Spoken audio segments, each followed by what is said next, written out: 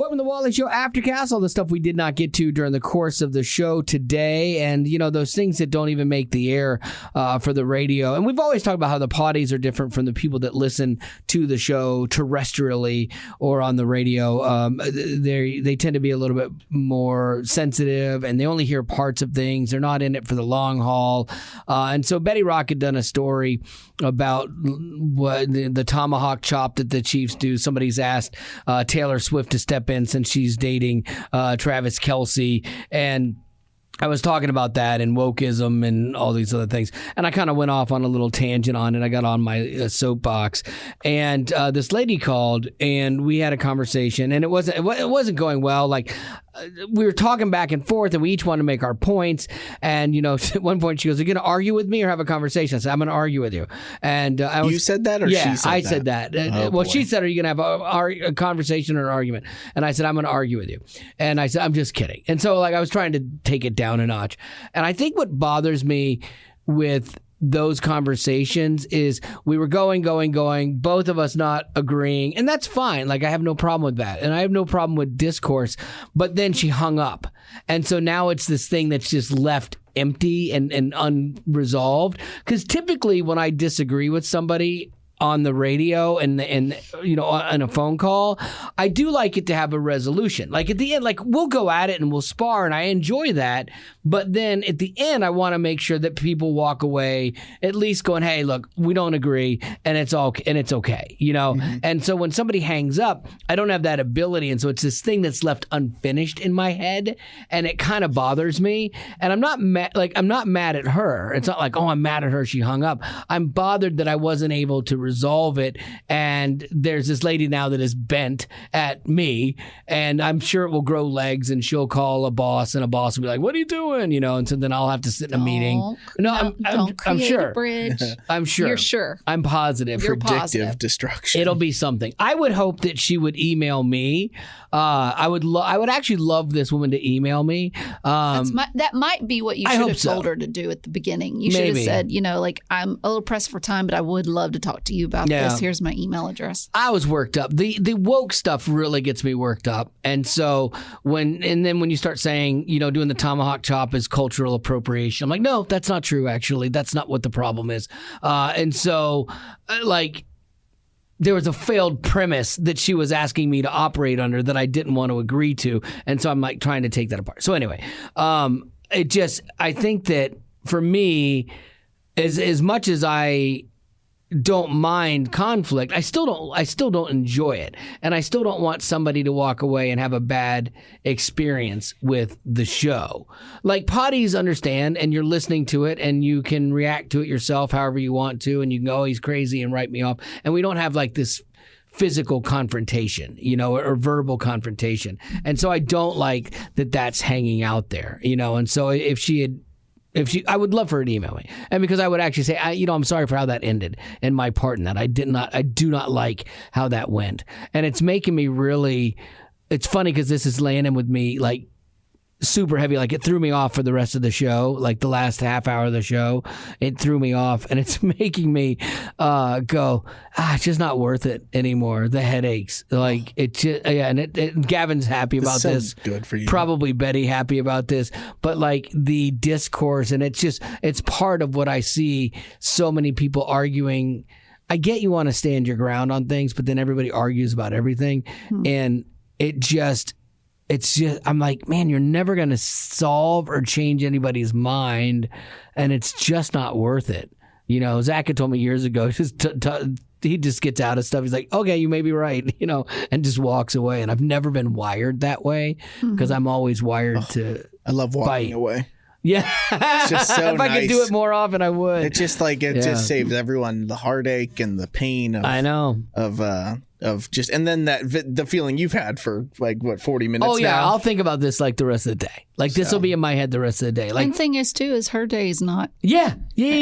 Y'all both left feeling more angry, crappy. Yeah. No one wanted to have that conversation. Yeah. And you know what? She came at it from the beginning. She didn't come at it horribly. There are people that come out swinging, and those people I feel less guilty about a conversation going sideways, but she didn't come at it that way.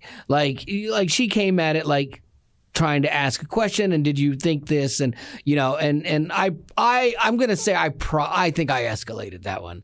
Honestly, Ooh. I think I did.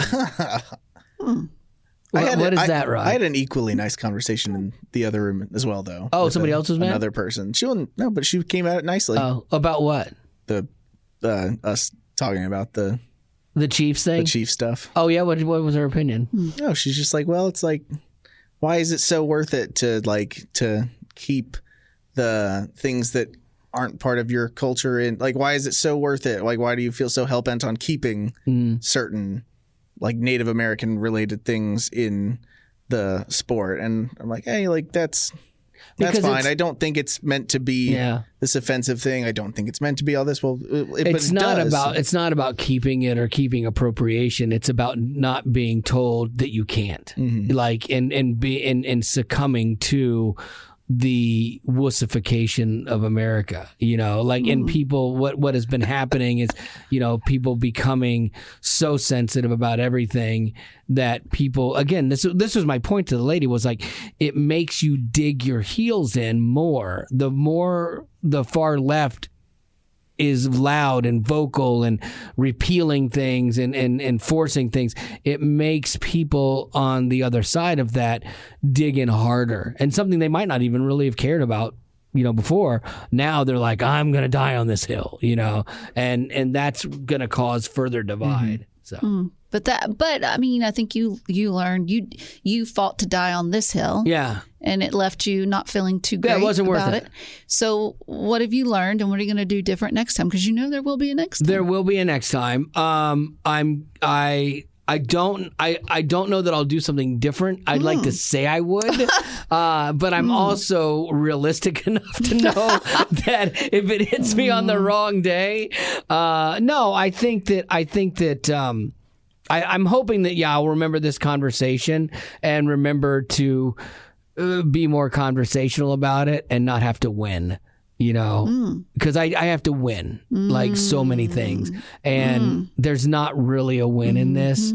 It's also hard. I mean, it is hard to be super like straightforward and unemotional about like touchy topics. Like for some people, that is a very emotional conversation. It is interesting because most of the time it feels like it's a conversation between two white people about certain big topics like that. That's like hard to, I haven't had.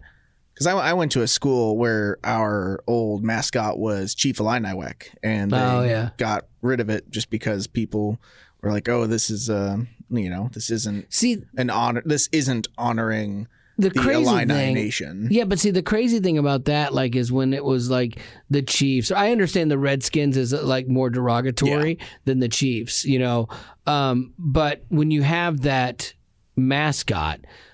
Outside of Chief Wahoo being a caricature, which I get, like people go, oh, okay, that's kind of, it looks mockery. But like when you have like the Fighting Chiefs or something like that, it's not cultural appropriation. It's not a negative thing. It's not making fun of them. It's saying this is a combat sport.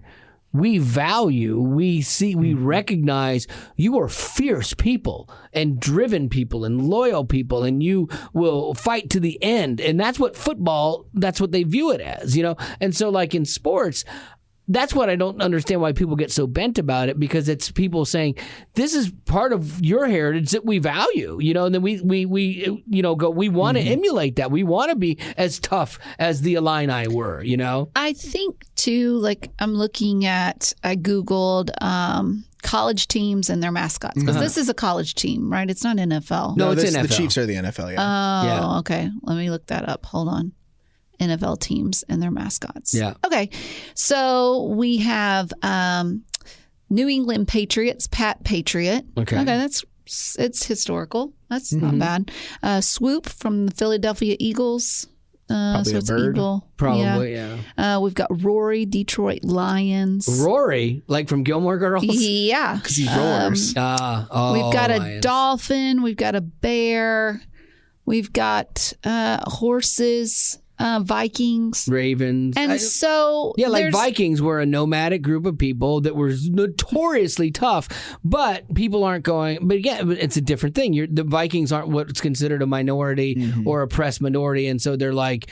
They don't care. They're like, yeah, we're Vikings. We're tough. I think my biggest question regarding like, especially because it's more so in like college sports these days that you have like a lot more schools, and I guess there's still a lot of professional teams that are tied to Native American like mascots. I am just curious from like a Native American point of view, like what is the right way for us as a majority to honor and like keep certain traditions from Native American tribes alive in an honorable, like what is the right way to do that in their mind? Because like I think there are wrong ways to do it. Yeah, like if you're gonna do silly caricatures and all this, but if like at my school, if there was a person who was from the Illini tribe who went down onto the field in the middle of a game and did like an old tribal dance on the field, and that was the way that it kind of like got the crowd in. Right. I just like it doesn't seem wrong to me,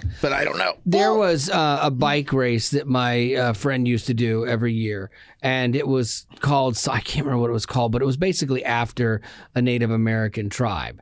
And somebody got offended and was like, we can't do this. This is wrong. It's insulting to the Native American people, and we've got to change the name. So everyone kowtowed and changed the name on this board. And then they asked the people that actually could have been offended, the actual tribe. And they're like, no, we love the fact that they were using this name, and we loved that it was bringing in, revenue to our city. And like they had zero problem with it. But it's like, again, it's other people being offended for other people. And then trying to make the change. So looking at I didn't even know that their mascot isn't in Indian. It is a arrowhead wolf. Who? AC Wolf. What? Oh, for the Chiefs? Yeah, for the Chiefs. His name KC Wolf. Oh, okay, because they have an arrowhead basically on as their helmet logo. As their logo, yeah. Their mascot is a wolf. I never knew that. People are upset about us about the chop. Yes, but I am looking at photos of like fans out in the audience of Chief games and stuff, and they're wearing like those feather headdresses. Yes, so I think when it comes to historical garb. Yeah, then it starts getting a little dicey. I think what Gavin said. But why is it dicey? Why is it dicey to wear the headdress of somebody that is a revered warrior? Why is that dicey? This person isn't like, I want to be an Indian today. This person is like, the Chiefs are revered warriors. Why is it wrong to wear that? I don't understand. I guess if the perspective, I don't know. It takes the value down. I don't know if you're part of a tribe. I don't know what it takes to like achieve the headwear to achieve something like that. Yeah, maybe that's it is true. something. It's a sign of respect. Can you never go as an Indian as a kid for Halloween? Probably not anymore. From this argument, Maybe not. When you were a kid, you could play cowboys and Indians. You could go as an Indian, but now, oh no, you cannot. Well, why? I think I respect that culture. I like that. My daughter loved Asian culture when she was a kid. Loved it, and she had a little kimono and stuff like that. You could be like, you're appropriating their culture. No, she was fascinated by it and honored it and revered it and thought it was amazing. But she wasn't a racist. I think what Gavin said is the perfect compromise. I think that if you bring in these people that are saying it's culturally inappropriate, okay, then get together. Let's say we want to respect your culture. We want to keep the Chiefs name. So tell us how we can better make it more suitable for you. I think that's a great, it shows respect to them, but it also isn't letting down saying no. And I think a lot of like schools and teams have had those conversations. Like there are a lot of tribes that are represented in sports these days, and a lot of them are like gone, deceased, like aren't even like a real culture. Oh, the anymore. tribe itself. Some of those tribes themselves aren't actually like alive anymore. So you're almost talking about other Native Americans of different heritages having the conversation on behalf Right. of dead I don't mind the Native Americans having the conversation on behalf of a fellow brother. It's when white people are like, I think that's really insensitive because you wore a headdress. Yeah, like, I ask think the Native Americans. 100% agree with that. Yeah, and if that's when it's silly. Yeah, and if they have a problem with it, okay, fine. Let's and they do. address That's that. what we talked about. Who does? The Native Americans. That's what we talked about in my story. In the Oh, right, because you said some.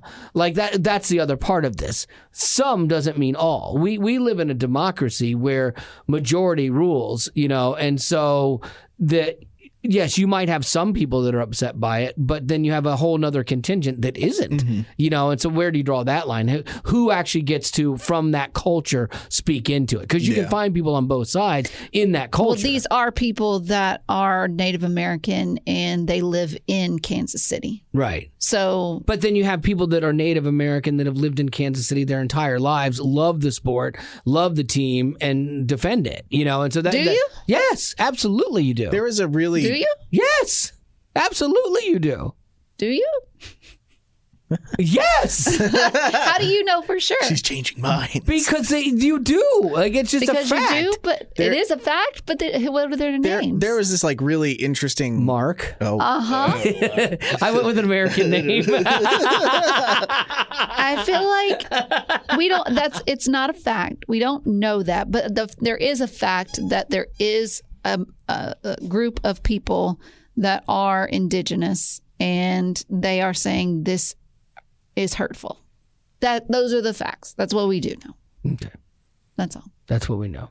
And this isn't about trying to put you in your place or anything. It's just me trying. I think sometimes you get so passionate about everything and your tone can just shut someone down. Especially when you said you were trying to make light of it when you were with talking to this woman. Yes. And she was like, do you want to let me speak or Yes. you're going You to let want me to have a argue? conversation or argument? And you were like, I want to argue. Right. And you said it like that. Right. I did. I know. Oh. And then you gave it a good long pause. Yep. And then you're like, I'm kidding. Right. But it gave her enough time to put her guard up. Right. And I think while you might mean well, your actions don't come across that way. Sure.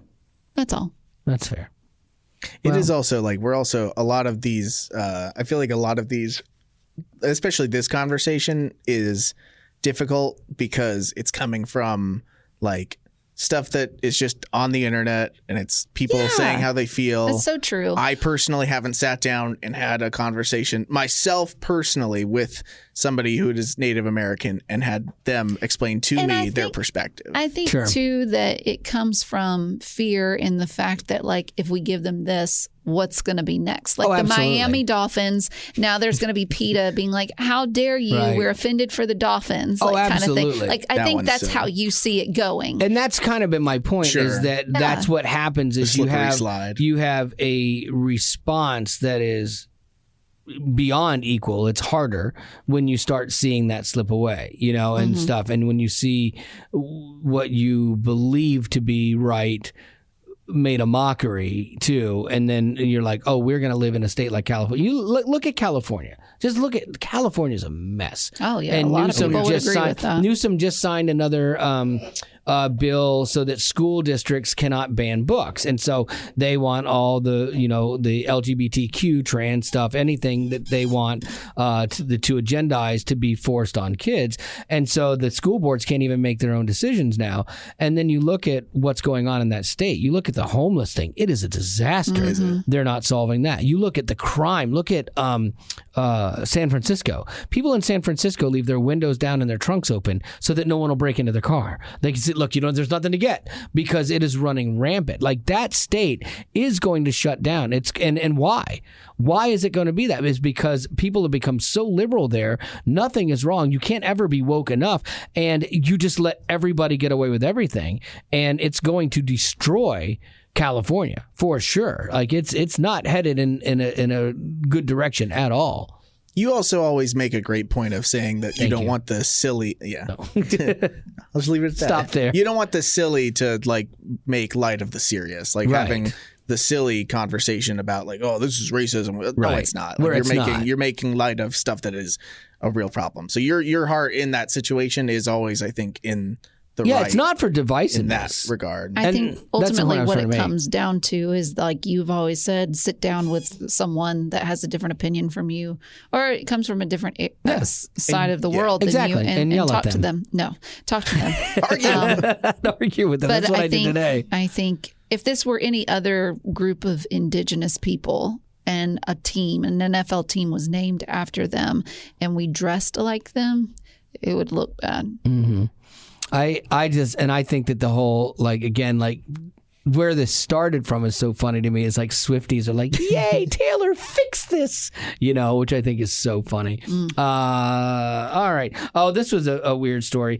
8 people, 7 customers and 1 flight member were injured on a JetBlue flight, not because of an altercation, which is finally nice, but because of severe and sudden turbulence. And then, I thought I saw that on the news earlier. Like a week ago, 17 people were on a Delta thing, and I'm like, man, that is crazy. Is there not a way to protect yourself from getting hurt during turbulence? Well, experts say that the best thing for passengers to do to avoid from being hurt during turbulence is wear your seatbelt at all times. Like what they tell you to do. Were they not wearing their seatbelt during the time when they were supposed to? It doesn't say. Like, if you're up walking around and then you just get hit with it, then yeah. But That's I on mean, you. like literally when they tell you, hey, if you're in your seat, put your seatbelt on. That's smart because the turbulence, you have no idea. Sometimes I've been on some flights that were really bad. I don't like it. I think I would cry. My wife, every time we travel, I pray, Lord, please, just no turbulence. Like we can be delayed, we can miss flights, whatever, just no turbulence. Because she'll lose her mind. I had a friend of mine once tell me, and I don't know if this is true or not, but they said that it is never, I think historically, turbulence has never taken down a plane. Oh, that was the point that this pilot made. He said the planes can handle it, bodies cannot. Like the planes are designed and they bend and they flow through this. And so they're fine. Look at those planes they send into hurricanes, the hurricane hunters. And those are regular planes, and they fly into it. So the plane can handle it, but your body's not designed to handle that. And so he was like, just wear your seatbelt. So there you go. I just kind of like an duh kind of segment there. Like, duh, there you go. We know how to handle this. Lady Rock, what do you got? Keith Richards. He is a member of the Rolling Stones. He has been around since Moses landed. The dude is old. He's 80 years old. Is he and really? He looks older. He looks dead. He has lived a rough life. And a lot of people that are maybe 30, 40 years younger, even younger than that, are probably jealous of him because he is still getting around, still walking, talking, doing his thing. Now, he did say that he's changing his habits. So for years, he has done drugs and he has smoked like a train. Drank, smoked, did it all. He quit a bunch of drugs in 1978 and in 2006. Oh, and in 2006. Weaned himself off. Well, there were different ones. It was one that he had to wean himself off of in 78, and I guess the one that he was still on, then he had to wean that one off in 2006. Then he gave up cigarette smoking in 2019. Yikes. So good for him. He gave up drinking as well. He said, quote, "I'm blessed that physically this body just keeps going. So far, I have no problem with getting old. I'm getting along with the idea of being 80 and still walking and still talking. I find aging a fascinating process." Really? That's interesting. It's funny because, I'm glad from a healthy standpoint that he's not drinking and doing drugs anymore. But at 82, you're like, why change now? Yeah, that's true. Also, too, you think you've always been told by doctors, do not smoke, do not do drugs, do not drink. He did all of that. And I'm sure he's not living a vegan lifestyle either. And yet at 80, he's still doing better than some that are way younger than him. Keith Richards and me are medical anomalies. The fact that we are both alive. Honestly, one day that pancreas of yours is just going to Yeah, Go. it's just it will go from working to out of order, like just instantly, and then I'm in trouble. Like that's when I'm going to be in trouble. Same thing's gonna happen to Richard's heart. Oh yeah, for sure. But eventually, working. they're going to say, okay, you have to cut sugar. You cannot have any more sugar. And then you're going to say, fine, I'll eat pasta because pasta is healthy. Yeah. That is literally what Wally has thought. I'll have natural sugars. I'll go with the healthy option, pasta. Yeah. Okay, well, pasta and bread, all of that has sugar in it. Yeah, I know. You are. It's going to be a rough, I fear that rough day. road. I fear that day because I do have such a sweet tooth, and so I do fear that day when that happens. Because if I ever have a get feeling told that, I will be so sad They're like, because "Ma'am, I love you my have sweet to- tea. Yeah, ma'am, No you have sweet to tea. switch over to Yeah, and salt. I unsweet love tea. potato chips. Mhm. I love them so much. I know. But maybe, Keith Richards, if anything, has proved us He's an inspiration. Doctors don't know what they're talking about. Yes, he's an inspiration to do the wrong thing. I love that guy. You got birthdays? No birthdays today. All right. I have a interview I have to go do. So we need to end that a the yawn? Aftercast. It was yes. Were you swallowing? I was doing both. Both. Oh, no, I have to. Sorry.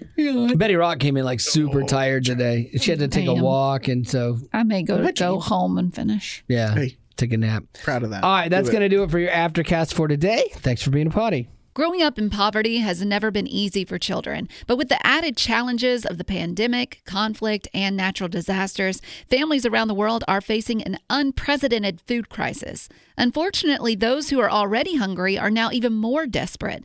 But by sponsoring a child through compassion, you can help provide life-sustaining essentials such as food and clean water. And with your compassionate support, that child can not only survive, but also flourish. You can find out how and choose a child to sponsor when you click on the compassion banner at wayfm.com.